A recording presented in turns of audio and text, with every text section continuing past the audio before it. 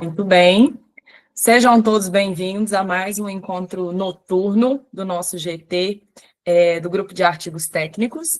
Essa é uma série de encontros mensais que nós fazemos sempre nas últimas segundas-feiras dos meses.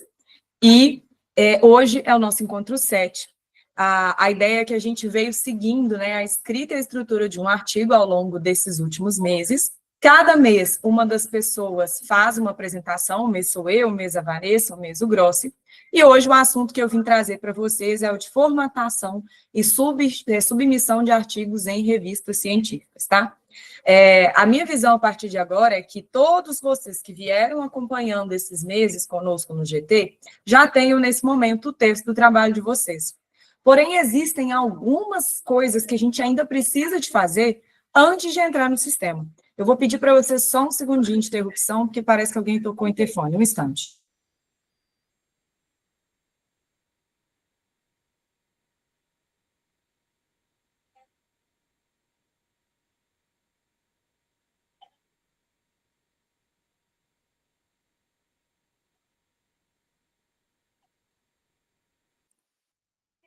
Bom, então vamos lá. A respeito da formatação e submissão de artigos e revistas científicas. O que é o conteúdo que eu trago para vocês hoje? Primeiro, a gente falar um pouquinho de formatação conforme as regras.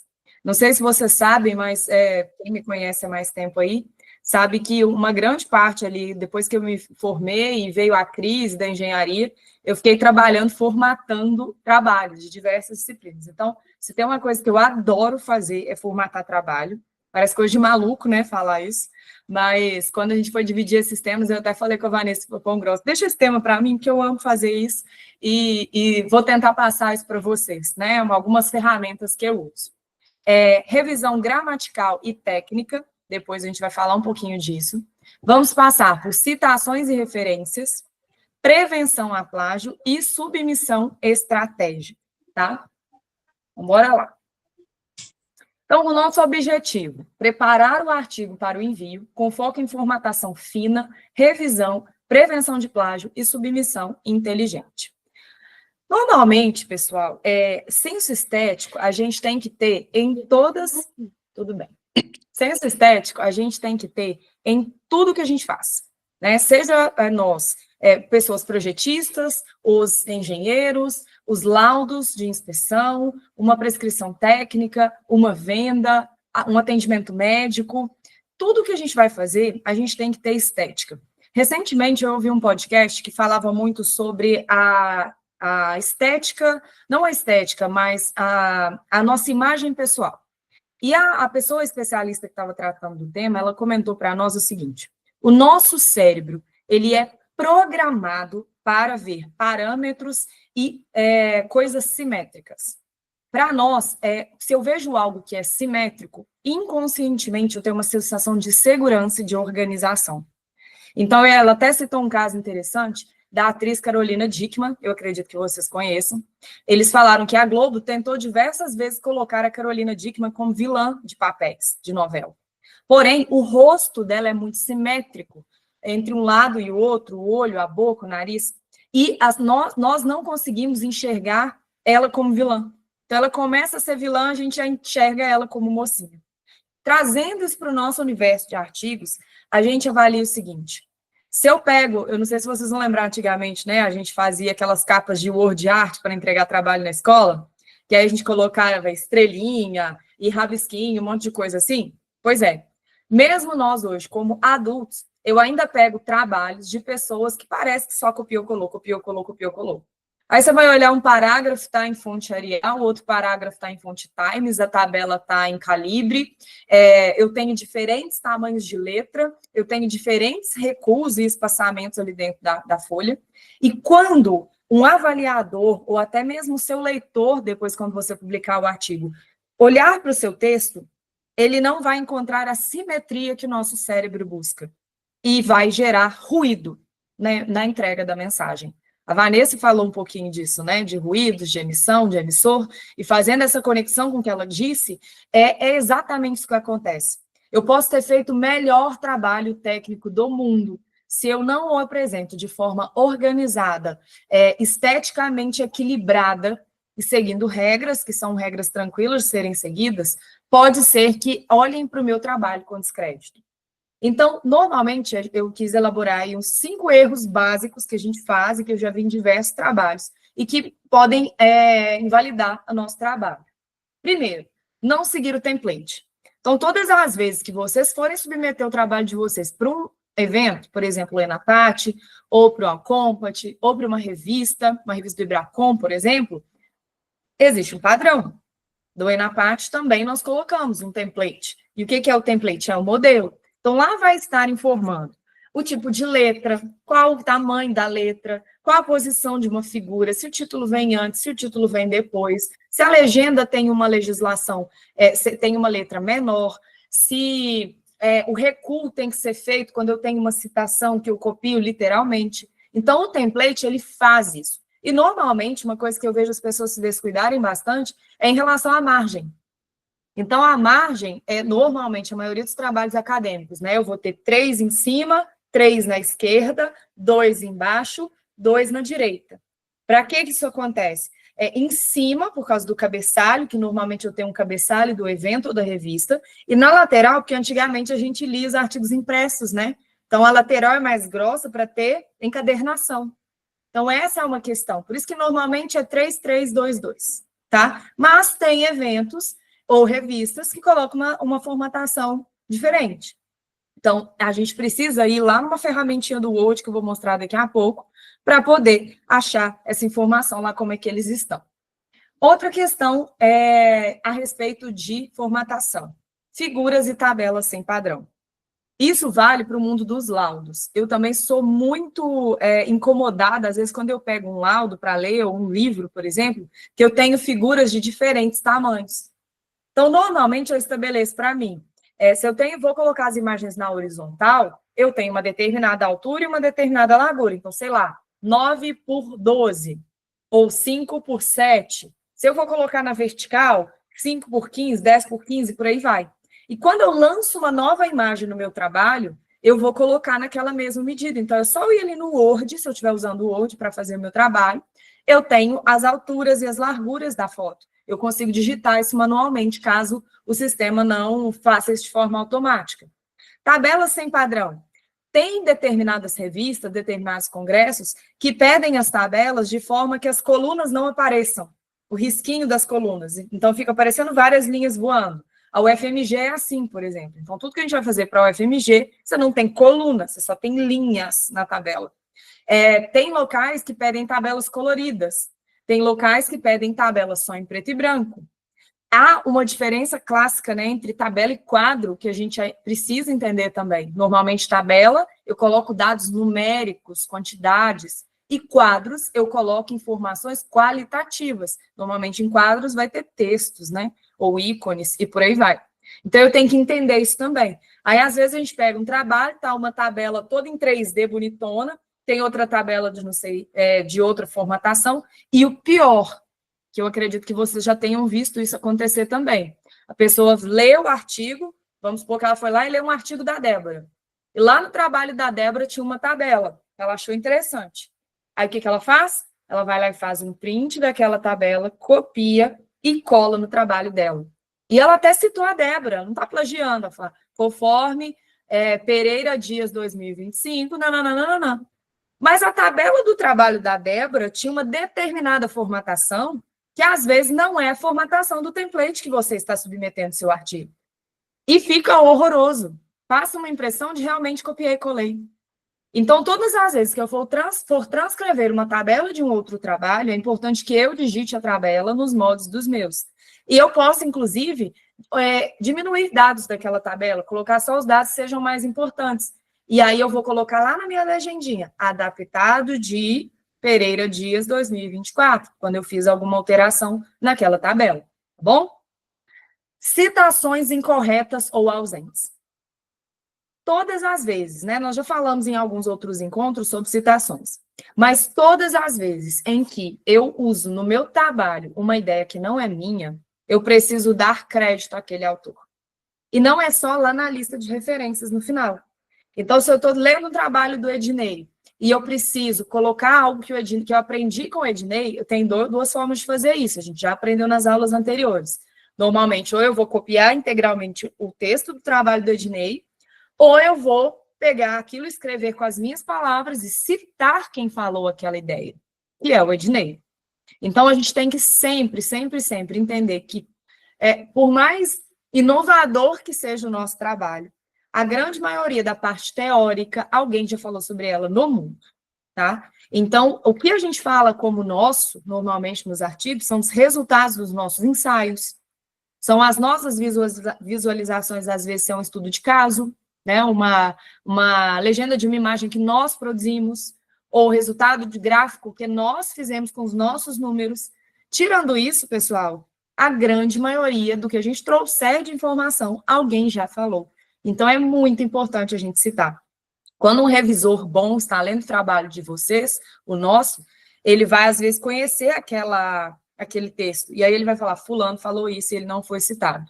Mas, no finalzinho da apresentação, eu falo um pouquinho sobre plágio, mas já adiantando, né? Existem os programas que visualizam plágio. Então, quando você manda o seu trabalho para um congresso, para uma revista, ele vai passar o seu trabalho ali. E se ele observar que você tem determinado parágrafo de uma ideia da Vanessa, por exemplo, mas você não colocou lá Serra 2022, ele vai entender que você plagiou. E isso inclusive, crime, né? Pode se classificar do evento, ou se você põe isso num livro, publica numa rede social, por exemplo, isso pode te dar algum processo, tá? Outro erro que reprova artigo: linguagem coloquial ou opinativa. Nós também já falamos disso em algumas vezes nos encontros, mas não custa reforçar. A linguagem do artigo ela é impessoal. Então, a gente usa muito. Observa-se, foi observado, foi constatado o quê? Diferente de eu constatei, eu observei, nosso grupo viu o quê? E a gente sabe onde que a gente mais peca nisso? É lá na conclusão. Porque a gente tem na nossa cabeça que a conclusão é a nossa visão final ali sobre o trabalho, né? Lembrando que conclusão só vai acontecer quando eu fiz um estudo experimental, ou seja, eu concluí determinado resultado, com base em determinado resultado que eu obtive. Na grande maioria das vezes, nos demais estudos, né, se eu tenho um estudo de caso, se eu tenho uma revisão de literatura, por exemplo, eu faço considerações técnicas, ou considerações finais, eu posso dizer também. Cada revista chama de um nome. Mas nem nesse local a gente vai falar, eu aprendi com esse trabalho que tal coisa é assim, assim, não pode fazer isso, por isso devemos, não. Percebeu que todos os verbos que eu disse estão na primeira pessoa, ou do singular ou do plural? Isso deve ser evitado. Então, você vai colocar lá, diante dos estudos, conclui-se ou concluiu-se, né? Se é uma conclusão, eu já estou falando do passado, então concluiu-se, não. Ou ficou comprovado, ficou demonstrado que tal coisa, tá? E a gente tem que tomar cuidado também com a opinião. Ciência não se baseia em opinião, ela se baseia em fatos e dados, análise sobre dados. Então, a gente tem que tomar cuidado, às vezes, por exemplo, eu estou fazendo uma interpretação de um gráfico. E aí, boa noite para todo mundo que está chegando aí, que eu não dei boa noite ainda. E aí, por exemplo, tá um gráfico, e aí um gráfico de barras, eu estou comparando as diferentes manifestações patológicas que eu identifiquei numa determinada fachada. E aí eu vou e coloco lá na legenda. No próximo texto. Conforme demonstrado para o gráfico, há um aumento significativo do número de manifestações patológicas. O que é significativo, gente? Depende. Às vezes, para a Ana, que não viu muitas manifestações patológicas na vida, significativos são 10. Às vezes, para a Anne, que fez um outro trabalho, que levantou 50 manifestações patológicas, 70 não é significativo, é normal. Então, significativo está aí uma palavra que é variável, ela é questionável. Então, ela é maior que tal coisa, menor que tal coisa, porque isso é dado numérico, eu estou qualificando com base em uma comparação. Outra coisa, eu já vejo muito, às vezes, em introdução, é impressionante a quantidade de casos de manifestações patológicas em concreto no Brasil. Impressionante não é uma linguagem técnica. Então, tenhamos cuidado com os nossos trabalhos a respeito de opinativa. Ou está muito, está pouco, é muito relevante. A gente adora usar a palavra relevante. Então, a obtenção dos dados foi relevante. Relevante com base no quê? Relevante em comparação a quê? Porque relevante também, dependendo do contexto da frase, estará subjetivo. Próximo erro importante: a ausência e a verificação antiplágio. Nós podemos fazer isso. Então, antes da gente mandar o nosso trabalho para o revisor, a gente pode usar, eu vou até trazer para vocês, mas já adiantando, tem um aplicativo que eu uso há anos, ele é muito bom e ele é gratuito, inclusive, que é o Copy Spider. Então, a gente pega o nosso trabalho, submete ele lá, você pega o seu arquivo em Word, coloca ele no Copy Spider, e o Copy Spider vai te apresentar partes do seu texto em que há indício de plágio. E vai, inclusive, te dar uma nota percentual. Então, você está com 7% de plágio, com 20% de plágio, 40% de plágio, por aí vai. E você vai poder, antes de mandar o seu trabalho para a banca, analisar aqueles parágrafos que o antiplágio identificou e reestruturá-los. Ou reescrever, ou citar quem falou aquilo, porque aí você vai se proteger. Tá bem? Então, top 5 estão aí os principais erros que nós observamos quando está na hora ali de mandar o trabalho para a revisão, para os eventos. Então, vou destrinchar um pouquinho cada um deles, tá? Então, em relação à padronização e formatação final. Primeira coisa que eu trago para vocês é a própria página do Word. Então, o Word, ele nos traz ferramentas bem bacanas sobre a formatação. Então, por exemplo, eu vou aproveitar e passar minha tela do Word para cá. E aí eu queria mostrar para vocês isso aqui. Isso aqui é um layout que eu estou construindo nesse momento, mas eu vou aproveitá-lo para mostrar esse exemplo. Eu estou vendo que não está aparecendo para vocês, então eu vou trocar de janela para melhorar essa visualização. Muito bem. Então vamos lá. Essa primeira ferramenta que nós temos aqui é a ferramenta de página inicial. Eu tenho certeza que todos vocês conseguem usar essas ferramentas aqui, ó. Selecionar fonte, numeração, se é negrito, se é itálico, aumentar a fonte, diminuir fonte, destacar a cor da fonte, por aí vai, não sabem? Só que imagina se a cada parágrafo vocês tivessem que ir lá, não, isso aqui tem que ser negrito, tem que ser 16, aqui é times, não. Não, mas esse parágrafo, ele é um título. Então, o título tem que ser 18, sei lá mais o quê, e eu preciso que o título seja centralizado e por aí vai. Imagina fazer isso num trabalho de 200 páginas. O próprio Word, ele nos traz essa ferramenta estilos, que eu não sei se vocês usam, que nós podemos programar. Então, o que a gente faz? A gente pega o template lá do trabalho técnico e eu tenho aqui uma guia de estilos. Então, por exemplo, eu vou ter o meu estilo normal, que é o meu corpo de texto, eu chamo ele de normal. Existe esse estilo laudo aqui que normalmente eu não uso, mas eu uso o normal. Título 1. O que é o título 1? É um título de capítulo. Então, eu já tenho a formatação do título 1. O título 2 é um subtítulo.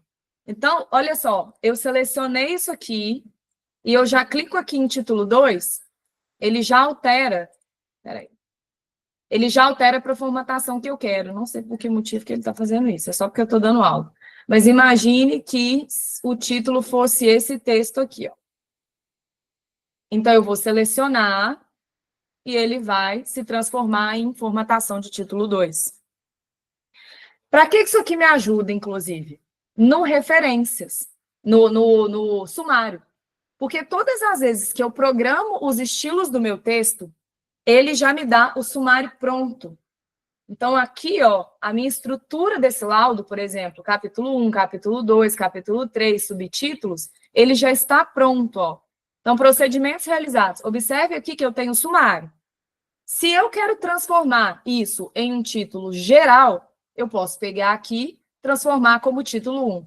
Tá vendo que ele já se formatou como título 1 e já veio aqui para o cantinho?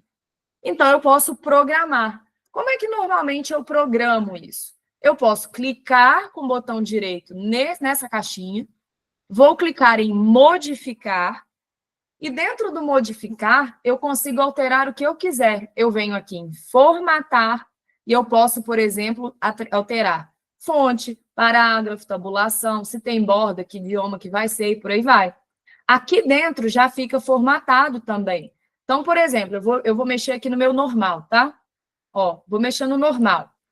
Então, eu quero modificar o normal. A partir de agora, todo o meu trabalho, corpo de texto, vai ser em Times. Beleza. Eu quero tudo em 11 e eu quero itálico. Tudo em itálico. Eu quero também formatar o parágrafo. Todos os meus corpos de texto, eles vão ter alinhamento centralizado, eles vão ter um recuo na primeira linha, de 1,5 centímetro, e sempre depois do parágrafo vai ter um espaço. Quando eu fizer isso, todo o meu texto alterou automaticamente, ó, para o que eu formatei. Olha lá, ficou horroroso, né? Mas agora eu mudei. Só para vocês entenderem como que essa ferramenta funciona. E assim, a gente programa aqui a citação, o título, eu posso criar de referência, as legendas das imagens, olha lá, ó. Observe aqui o meu procedimentos realizados, ó. Se isso aqui fosse uma legenda de foto, ó, já está formatado. Ele vai para o centro, fica itálico, pequenininho. Se fosse um subtítulo, ele já está em itálico, mas não em negrito. Se é um título de livro, e por aí vai. Eu consigo alterar isso aqui. E eu posso, inclusive, criar um estilo. Eu posso criar um estilo que não existe, e vamos chamar esse estilo de título de tabela. E aí eu modifico esse título de tabela, ele sempre vai ser em Arial, eu quero ele no tamanho 10, eu quero itálico. Em relação a parágrafo, estou fazendo rápido, tá? Mas quem tiver dúvida depois, dá até para assistir a aula gravada aqui, vocês vão fazendo pausando ou devagarinho, tá? Só por causa do tempo mesmo. Eu não quero ele recuado, mas eu quero ele centralizado, e aí beleza. Então, olha lá, ele já apareceu do jeito que eu quero. E isso ele faz automaticamente no texto todo, à medida em que eu vou classificando o meu trabalho com essas informações, depois, quando eu quiser fazer um sumário, suponhamos que eu quero fazer um sumário aqui, ó. Eu já venho na guia referências, adicionar sumário, e ele já me dá o sumário automático. Ó, o sumário está pronto.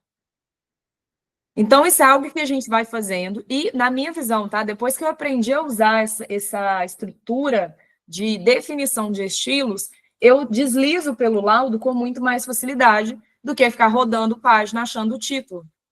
Então, às vezes, até para apresentar um trabalho para um cliente, por exemplo, eu vou lá e vou clicando nos títulos maiores e já mostro o capítulo que eu quero mostrar. Ok? Então, vou voltar lá para o slide. Essa é a ferramenta, digamos, mais básica que existe. Eu posso, então, padronizar os estilos do Word para automatizar os meus parágrafos, os meus títulos e tudo mais. Eu pego o template, vejo o que o template está pedindo, e programo, e tudo já se formata automaticamente. Ainda sobre a questão da formatação, o que normalmente eu reviso, tá? Então, se a fonte é única e todos os tamanhos estão coerentes, os títulos e subtítulos, estilo, recuo, espaçamento, a numeração correta de tabelas e quadros e figuras. Ah, isso acontece pra caramba também. Porque, às vezes, no meio do caminho, né, a gente vai lendo trabalhos e vai mudando as fotos de lugar, muda as tabelas de lugar. E a numeração, por mais que ela seja automática, às vezes, no Word, se eu quiser usar a numeração automática, ótimo, ele atualiza. Mas eu oriento revisarem isso, tá? Vai em figura por figura, vê se a legenda está certa, se ela está com ponto final, porque legenda tem que ter ponto final, se ela está com a numeração completa, as tabelas estão na sequência, e principalmente, lá no texto, né? Eu sempre tenho um texto que antecede ou que sucede uma tabela ou figura, que eu preciso estar fazendo uma introdução. Então, eu não simplesmente lanço uma figura lá no trabalho, solta. Eu tenho que, em algum pedaço ali daquela página, falar, de acordo com a figura 5, ou a figura 5 apresenta um quadro de infiltração, alguma coisa do tipo, tá? Às vezes acontece da gente trocar a figura de lugar, ela muda de número, mas lá no texto está falando de acordo com a figura 7, mas aí na página está mostrando a figura 10. Aí o leitor lê e fala assim, opa, peraí, eu tenho que ir lá na figura 7 para entender o que está acontecendo? Ou ele está falando da figura 10? Tá vendo? São pequenos detalhes, e o segredo da qualidade do nosso trabalho está nesses detalhes. O título da tabela e a figura não pode ficar isolado no topo ou no rodapé da página. No meu laudo aqui, vocês viram, né? Como ele está em construção, olha onde que ficou meu referências. Ficou super esquisito, não ficou? Então, em um artigo, normalmente, eu não faço quebra de página, né? Eu não colocaria esse capítulo de referência na próxima página como uma monografia, por exemplo. Então, eu tenho uma distância correta aqui entre o término de um parágrafo e um novo título. Eu não posso, por exemplo, imagine que eu tinha texto, ó, e fica o título. Peraí, quer ver? Vou fazer aqui para vocês verem. E aí fica o título aqui sobrando. Jamais, isso não pode acontecer. A mesma coisa numa situação de figura. Então, por exemplo, eu uso muito essa questão aqui de figura dentro de caixa. Quando eu quero fazer um laudo mais sucinto, eu coloco essa tabelinha, coloco a legenda e tudo mais. Tá vendo que a gente ainda nem terminou? Esse laudo está em elaboração ainda. Mas, às vezes, a foto fica tão grande que a legenda fica na outra página. Olha só, tá vendo? O meu estilo de caixa é o seguinte, imagem, figura, o título da figura, o local e uma observação que eu quero dizer. No caso dessa página aqui, ficou a figura, a legenda, mas a observação está na próxima página. Isso não pode. Esteticamente não é legal. E aí volta para aquilo que eu falei no comecinho, simetria de informação. Então, a gente precisa organizar uma forma em que fique ou tudo na mesma página, ou eu pule para outra página, ou talvez eu giro a foto para essa tabelinha ficar menor, e por aí vai, tá? Voltando para o slide. Uniformidade nos espaçamentos e recuos de parágrafo também. Então, até pegando esse laudo como referência novamente. Se eu tenho um parágrafo, por exemplo, aqui eu tenho uma situação que pode acontecer. Às vezes, todos os meus parágrafos nesse laudo, ele tem um espaçamento aqui antes, ó. Mas às vezes eu pego uma página, tá assim, aí a outra página tem, aí o outro não tem, tô atrapalhando o laudo todo, e o negócio tá com salvamento automático, agora que eu tô vendo. Depois eu vou ter fazer tudo de novo, não tem problema não, tudo em prol da educação. Mas aí, por exemplo, as chamadas de alíneas, às vezes isso aqui está desregulado, então a gente tem uma régua aqui em cima, em que eu altero isso aqui, ó. Eu posso passar para lá ou para cá. E às vezes a gente pega e nem todas as letras estão alinhadas. Ou às vezes, essa linha de baixo aqui, que fica dentro da linha, em alguns lugares, ela está alinhada com a letra, e em outros não está. Tá vendo a antissimetria? Tá vendo a perda da simetria? Nosso cérebro começa a ver muito ruído, ele para de prestar atenção no nosso texto. É por isso que a gente tem que ter estética, tá? Porque o revisor, o leitor de vocês, depois do artigo, ele vai começar a ver tanta confusão, de desorganização, que ele para de prestar atenção no que vocês fizeram. E aí vai por água abaixo tudo que vocês trabalharam nesses momentos, né, de pesquisa e de estudo de trabalho, de escrita de trabalho. Eu quero trazer também, a cada slide, a partir de agora, uma ferramenta de inteligência artificial que possa ajudá-los nisso. Eu, como sou das antigas, eu ainda gosto do Word manualzão, então vou lá, programo o Word para formatação e tudo mais. Mas existe o Perfect It, que vocês podem entrar no Perfect, e aí vocês vão lançar o trabalho de vocês lançam o template também do evento técnico ou da revista, e pede o trabalho para poder fazer essa formatação para vocês. Tá? Então, esse é um dos. Existem vários que podem ajudar vocês em relação a isso, mas esse é um dos aplicativos que vai facilitar esse trabalho de vocês, caso vocês não queiram fazer isso. Eu prefiro sempre iniciar um trabalho com a linha de estilos já formatada. Então, eu quero mandar um trabalho para o Ibracon. E aí o Ibracon já soltou o template. Então, antes de começar a digitar ali, eu já pego o próprio template do Ibracon e já programo o meu texto ali para fazer. Ou eu faço dentro do próprio template. Porque o próprio template vem programado. O do Enapat eu que programei para vocês. Então, a guia de estilos já está lá pronta, é só vocês seguirem, que ela vai estar formatadinha lá da forma como a gente quer, tá bom? Em relação às citações e referências. Citações e referências, nós temos essas duas normas extremamente importantes, inclusive recém-revisadas, inclusive a norma de referências foi revisada esse ano, saiu agora em maio. Então, com informações, né, a 10.520, citações em documentos, então como que eu cito, e a 60.23, como que eu referencio. Então, só dividindo um pouquinho as informações, né? Citação é lá no corpo do trabalho, referências é lá no final. Existe uma sequência lógica que eu posso fazer aquilo. Quem acompanhou aquela aula minha, que eu mostrei o Mendeley, vai lembrar que o próprio Mendeley, se eu coloco o plugin do Mendeley no Mendeley, do Zotero também, se eu coloco esses aplicativos no meu Word, ele automaticamente já puxa essas referências e faz isso para mim, à medida em que eu trago os dados do artigo. Quem não assistiu essa aula, se não me engano, está na aula 3, tá? Lá do nosso GT. É só assistir lá que vocês vão entender como é que funcionam esses aplicativos. Eu até coloquei aqui eles de novo, ó, o EndNote, o Zotero e o Mendeley. São 3 aplicativos que nos ajudam a fazer essas referências de forma automática. E as citações também.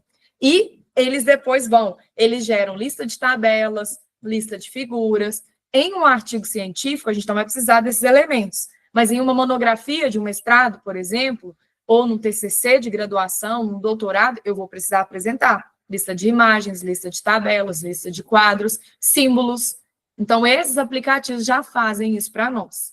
Então, em relação às citações e referências, só um checklist. Verifique. Citações diretas longas com recuo e fonte menor. Então, essa regra não mudou. Então, eu fui lá e peguei um trabalho do Sidirley e copiei um parágrafo de 5 linhas do Sidirley. Eu não posso fazer isso sem colocando no tamanho de letra normal. Eu posso copiar, eu vou colocar numa fonte menor, recuadinho e citar o Sidirley. Lembrando que em artigos isso não é bem visto, tá? Em artigos científicos a gente não faz citação literal, não é bom.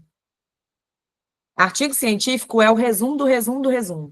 Você foi lá, leu uma série de informações e vai trazer o suprassumo do que você leu.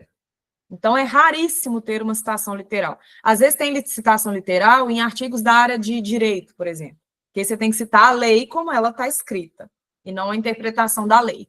Porém, em artigos na nossa área de engenharia, não é bem visto, tá bom? Então, se vocês vão enviar esse artigo e tem isso no trabalho de vocês, já corre lá e corrige. Aspas duplas mais itálico nas citações curtas. Isso depende, tá, pessoal? Depende muito do... Eu quis colocar porque tem algumas revistas que pedem, mas não é uma regra principal. Normalmente a gente vai usar aspas duplas, às vezes eu pego só uma frase específica, a Débora foi lá no trabalho dela e falou uma frase de efeito, por exemplo. E aí eu quero colocar essa frase de efeito lá no trabalho. Eu vou colocar entre aspas e citar a Débora, tá? Todas as fontes citadas estão nas referências, e isso é muito importante ser feito. O que a gente faz, tá? No finalzinho. Eu gosto muito de passar página por página e escrevendo o nome das referências, e depois eu olho lá, escrevendo o nome de quem eu citei. E depois eu olho lá na lista de referências se está todo mundo lá. E aí eu vou fazendo no manualzão mesmo, gente. Isso é porque eu ainda gosto de fazer no manualzão, mas esses trabalhos, eles fazem isso para a gente. Durante o trabalho, às vezes você colocou um trecho lá do professor Paulo Helene, de um trabalho do professor Paulo Helene. E aí você já foi lá e colocou na sua lista de referências. Só que no meio do caminho, tira e põe, né? Não deu quantidade de páginas, precisa eliminar algumas coisas. Eu não vou citar aquele trecho do professor Paulo Helene mais. Então, não tem que aparecer o Paulo Helene na lista de referências. Se eu tirei ele do texto, ele não tem que estar na lista de referências. E isso é um equívoco que às vezes acontece com as pessoas, tá? Tem gente que fala assim, nossa, eu vou colocar 500 mil referências, porque aí as pessoas vão achar que o meu artigo está super embasado. Pelo contrário, você gastou folha à toa, gastou tempo à toa, e é sempre muito enxuto. O que eu citei, eu referencio. O que eu não citei, não precisa aparecer na lista de referência, tá? Lembrando um pouquinho da época que eu conferia trabalhos, né? E aí tinha muito isso, gente. A gente ficava chorando lá. Porque eu sempre entregava as revisões de formatação com a memória, né, do que eu apaguei, para a pessoa entender o meu trabalho. E às vezes acontecia de pegar a lista de referência com várias referências que nem estavam no texto, e eu saía apagando aquilo tudo, e a pessoa ficava brava comigo. Como assim você está apagando minhas referências? Ué, mas não está no texto, não tem que estar na lista de referências, ponto. Tá? Mais uma coisa, ordem correta. Então, tem revistas e eventos técnicos que vão olhar a referência por ordem alfabética. Então, você cita durante o texto as pessoas lá, bem pulverizadinho, mas na lista de referências está em ordem alfabética. Existem revistas, principalmente da área médica, que gostam da citação numérica. Então, por exemplo, eu fiz um trabalho que eu coloquei a autora Vanessa, a autora Anne, o autor Ednei. Então, a Anne apareceu primeiro, ela é a citação 1. Aí, depois, 5 parágrafos para frente, eu citei o Ednei, ele é a citação 2. Depois, eu citei a Ana Vilaça, citação 3. Na minha lista de referências, é a ordem numérica e não alfabética. E aí, se lá no final do trabalho eu citar o Ednei de novo, ele não é o autor 2? Então, lá no final eu ponho 2, porque eu estou falando dele de novo, tá? Então, assim, eu adoro citação numérica. Por que citação numérica é legal? Porque não fica aparecendo aquele tanto de nome entre parênteses no decorrer do texto. Então, a leitura fica mais limpa. Deixa eu mostrar um exemplo do que eu estou dizendo para vocês. Imagine que, aqui, ó, olha a minha chamada de desempenho, tá? Então, isso aqui é um sumário. Eu fui lá na NBR 15575 e copiei o que é, sumário não, isso aqui é um conceito técnico, né? O conceito de desempenho. Ao invés de colocar NBR 15575, nananana, eu simplesmente poderia colocar isso aqui como 1. Pronto. Aqui ela apareceu de novo, tá vendo? Eu posso ir lá e colocar de novo 1. Ponto. Quando a gente começa a ler isso, deixa eu tirar isso aqui que tá dando. Quando a gente começa a ler dessa forma, a leitura fica mais bonita, porque eu estou prestando atenção no assunto e não no autor fulano de tal. Às vezes eu vou escrever um parágrafo que é grande, então, a seguir, de acordo com, aí coloca grandão, Garcia, 2025, e Santo, aliás, nem é assim que faz, né, gente? Na verdade é assim. De acordo com Garcia, 2021, e Santos, 2025, apresenta-se nananana. Moura corrobora, Moura et al. Corrobora, nananana. Moura et al., esqueci do ano, né? Vamos pensar que eu peguei lá de 2022. Corroboram. E aí eu vou continuar escrevendo meu texto, certo? Essa é a visão de um texto que isso aqui é ruído, isso aqui é ruído, isso aqui é ruído. Ok? Agora eu vou pegar esse mesmo parágrafo, vou colocar aqui, ó. A seguir, apresenta-se nananana. E aí, aqui em cima, eu vou colocar o 1 e o 2, que esse texto eu escrevi do 1 e do 2. E aí, aqui eu coloco uma outra informação e coloco o autor 3. Olha só, aqui, só para começo de espaço. Aqui eu gastei 4 linhas. Aqui eu gastei 3. Aqui eu leio um texto com muito ruído. Aqui eu leio só o texto. Tá vendo a diferença? Por que eu gosto tanto de citação numérica? E aí, lá na lista de referências, eu consigo... Aí não vão aparecer as pessoas em ordem alfabética. Vai aparecer Garcia, depois o Santos, depois o Moura, porque é 1, 2, 3, 4 e por aí vai. Tá bem? Débora, eu vi que você levantou a mão, mas eu vou deixar para o finalzinho. Anota a perguntinha aí, só para a gente não perder o time da gravação. Tá bom? Então, tá aí sobre citações e referências.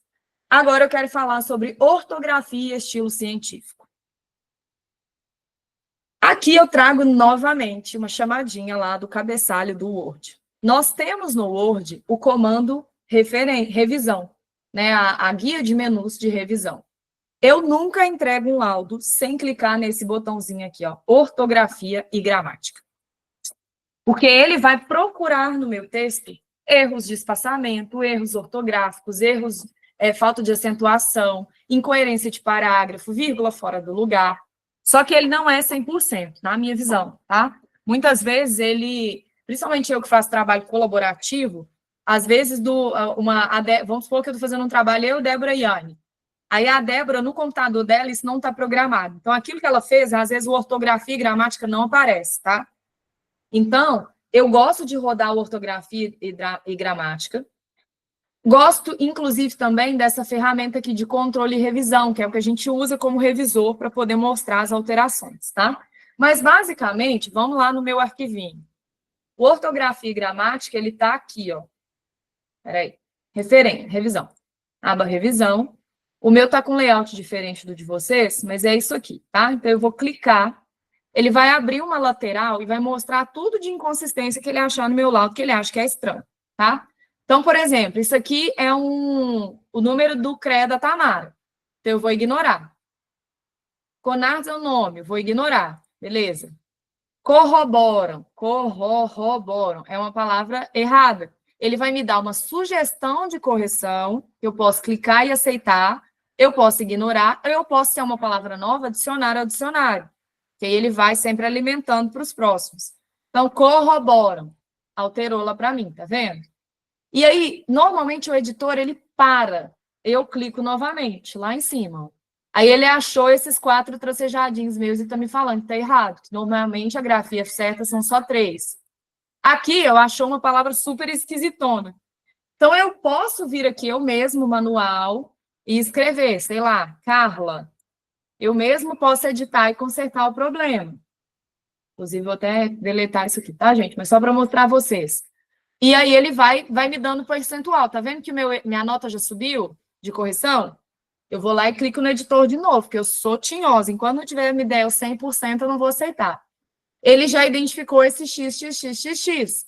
Então, eu vou ignorar por enquanto, porque ainda vou mexer. Aqui, ele achou uma falha de crase, tá vendo? Então, ele me falou, olha, nesse caso não é crase, nesse caso é só o A, só o artigo. Então, eu aceito. Onde? Ah lá, ele está me sugerindo em que eu leio, vejo se é coerente e troco. Na sequência, são elencados algumas falhas. Falha de concordância, tá vendo? Então, elencadas. Isso a gente faz porque quer fazer errado? Não, porque a gente está ali no calor da emoção digitando e a gente não percebe esse tipo de coisa. E aí o revisor de ortografia vai fazer isso para a gente. Então, elencadas. Aqui ele está me dando questão de paginação. Então, eu vou ignorar aqui só para pular para frente, para vocês verem. Agora já subiu para 97, que beleza. Agora ele já me deu 100%, ou seja, não tem mais nada aqui revisar nesse momento. Então, essa ferramenta já ajuda bastante. Mas, dependendo do rigor técnico, tá, pessoal, que vocês vão submeter o trabalho de vocês, eu sugiro contratar um revisor de língua portuguesa. Tá? Vanessa está aí, né, para isso, para nos ajudar nesse ponto. Mas eu sugiro, e não é vergonha falar que contratou um revisor. Inclusive, tem universidades exigindo um laudo de um revisor. Porque o pessoal entregava o trabalho tão ruim que começou a ser um critério de submissão. Então, você tem que fazer o seu trabalho, o revisor vai avaliar e ele vai dar um laudo garantindo que ele revisou. E aí você entrega junto. Um laudo não, perdão, uma declaração. Tá? Então, quando eu trabalhava com revisão de textos, eu fiz várias dessas declarações. Para variar, nós temos as ferramentas, né, de inteligência artificial, mas antes de falar delas, o que nós devemos evitar, tá? Mais uma vez, primeira pessoa, expressões vagas ou coloquiais, repetições desnecessárias, as figuras sempre precedidas de uma introdução ou citadas em texto próximo. Ferramentas, Grammarly. Então, você consegue pegar o seu trabalho e pedir o Grammarly para poder revisar para vocês a ortografia e gramática. E o Language Tool, que também é uma ferramenta, mas eu, particularmente, gosto mais do Grammarly. Tá bom? E aí, obviamente, tem as versões gratuitas, tem as versões pagas, mas a versão gratuita já consegue dar um bom resultado. Atualmente, pessoal, eu peço também o ChatGPT para fazer isso para mim. Então, eu tenho um promptzinho, e eu peço para ele verificar conforme o padrão de escrita da língua portuguesa brasileira atual. Tá? Porque se você colocar só a língua portuguesa também, às vezes ele vai puxar, eu fico com medo dele puxar a língua portuguesa de Portugal. Eu coloco língua portuguesa brasileira, as novas regras atuais. E aí eu peço para ele me apontar os erros. Porque já aconteceu também de eu pedir para ele apontar e ele fica elogiando. Essa frase você escreveu muito bem. Essa está coerente. Aí eu falei, não, ChatGPT, eu quero só o que está errado para poder corrigir. E aí ele me aponta falha de concordância, ele me aponta numeração errada, a gente consegue fazer isso. E aí você vai pedindo ele para revisar parte a parte, tá bom? Lembrando, gente, que as ferramentas, né, de inteligência artificial, eles estão sendo aprimoradas a cada dia. Então, não é porque eu revisei meu trabalho pelo ChatGPT que eu estou 100% confiável. Então, o bom e velho olho humano, ele é importante também, até pela questão do contexto que a gente está escrevendo, tá bom?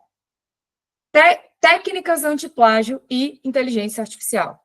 Então, como eu disse para vocês, a maioria dos periódicos, a maioria das revistas e a maioria dos congressos usam detectores de plágio. E agora, detectores de IA. Todos os trabalhos que a gente recebeu para o ENAPAT, nós lançamos eles numa IA e pedimos para ela verificar se tinha origem de escrita de IA. É muito rápido, gente, é muito simples. A gente pega o trabalho de vocês, lança no portal e pede para verificar. E a inteligência artificial, querendo ou não, gente, os nossos arquivos, eles têm códigos ali de programação que ficam ocultos, que a gente não vê, mas que são como se fosse a identidade ali, né, o histórico daquele arquivo. Então, quando a gente lança ele no sistema, né, no chatbot, por exemplo, de inteligência artificial, ele consegue acessar a programação.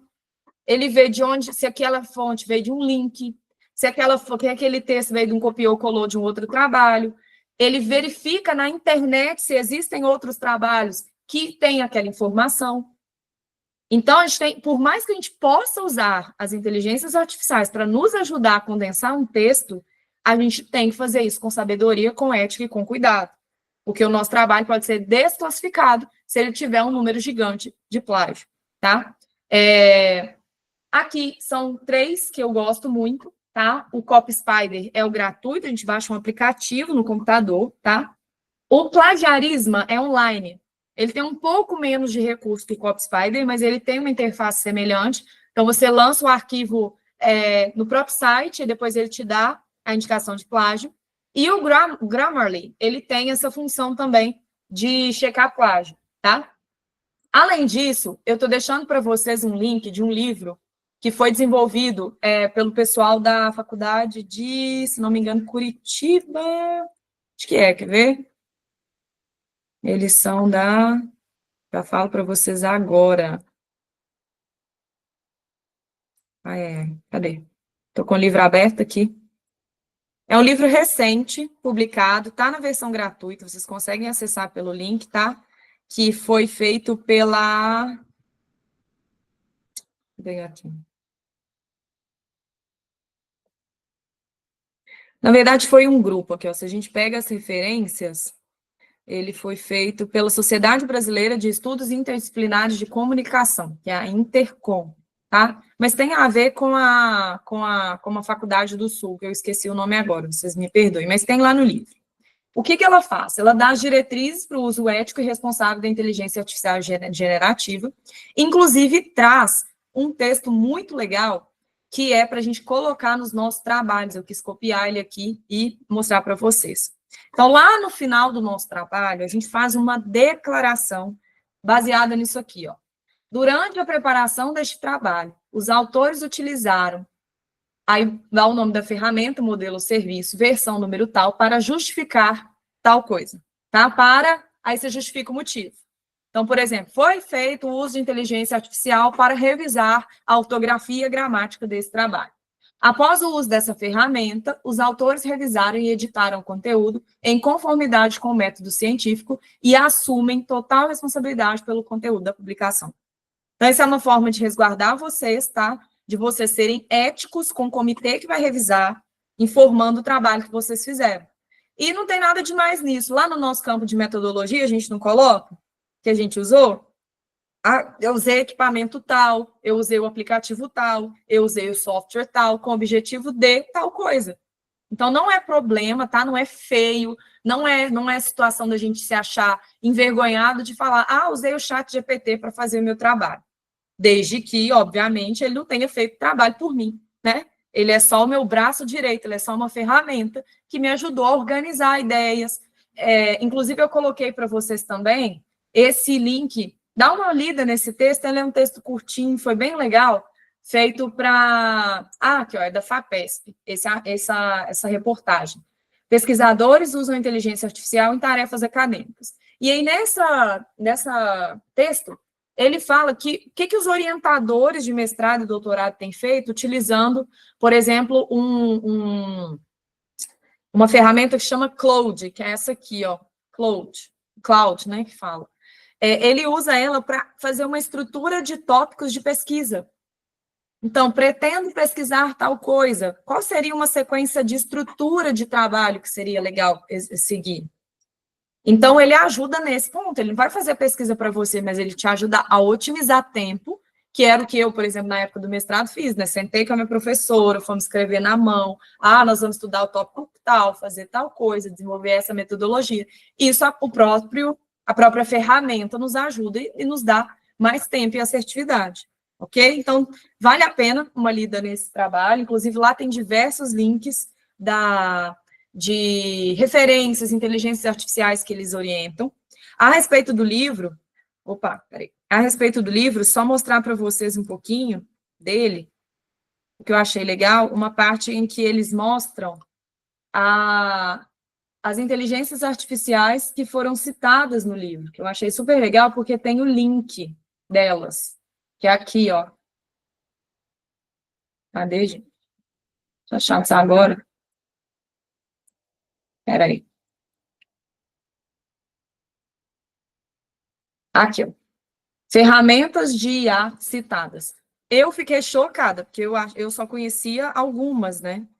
E eu entendi que tem milhares, e nesse momento devem ter se criados várias, né? Então, modelos de linguagem, modelos generativos de imagem, modelos especializados em programação, outras ferramentas de IA, listas de IAs acadêmicas, repositórios de IA. Então, são coisas bem interessantes, e aqui tem o link de todas, para a gente poder acessar, conhecer e entender o que vai mais se aplicar à nossa pesquisa científica. Então, eu achei esse material muito legal, te compartilhar com vocês, até porque, como ele é gratuito, então, dá para compartilhar.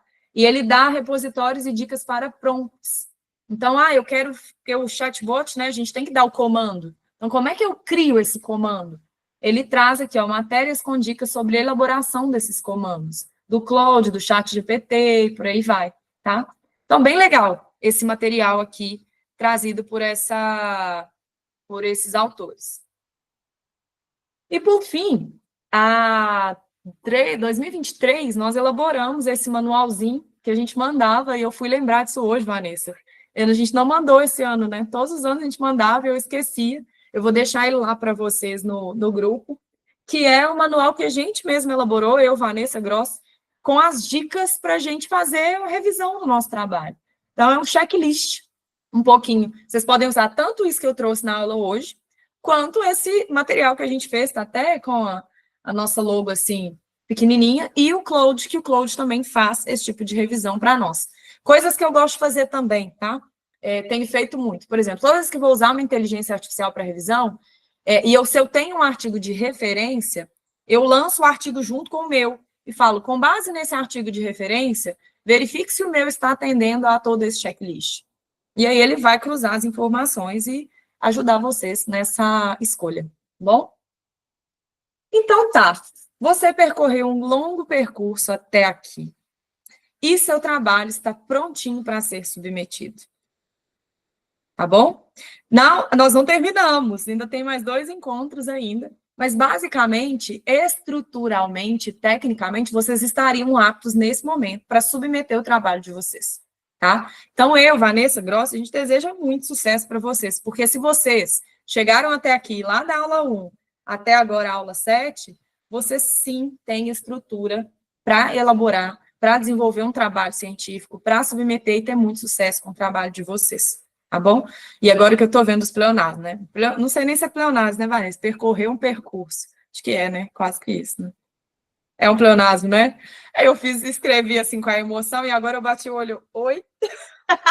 Tá certo, não passei o trabalho também no revisor, quem mandou, né? A gente revisa ao vivo. Próximos encontros, então. Como lidar com revisões e comentários críticos?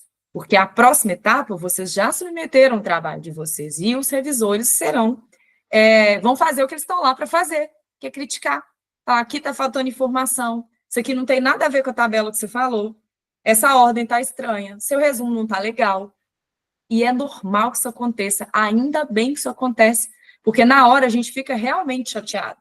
Afinal, é um filho da gente que a gente entregou, né? Você vem desenvolvendo, cultivando aquilo ao longo do tempo, e de repente chega uma mensagem negativa, e a gente pensa, vou desistir, não quero mais.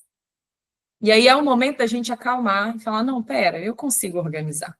Né? Então, essa é a próxima aula, a gente trabalhar com isso. E, mais uma vez, ética na pesquisa e publicação técnico-científica, tá? E aí a gente encerra todo o nosso percurso aí dessas aulas do GT, tá bom? Muito obrigada. Agora eu deixo um tempinho para as dúvidas, tá? A todos que vieram, que bom que vocês estão aqui comigo. Espero que vocês tenham gostado dessa temática também. Obviamente, 1 hora não é suficiente para a gente explicar todos os recursos e ferramentas a fundo, mas o objetivo principal aqui era vocês entenderem que eles existem e se aprofundarem naqueles que fizerem mais sentido para vocês nesse trabalho, tá bem? Então, eu vou dar uma parada na gravação. Até o próximo encontro.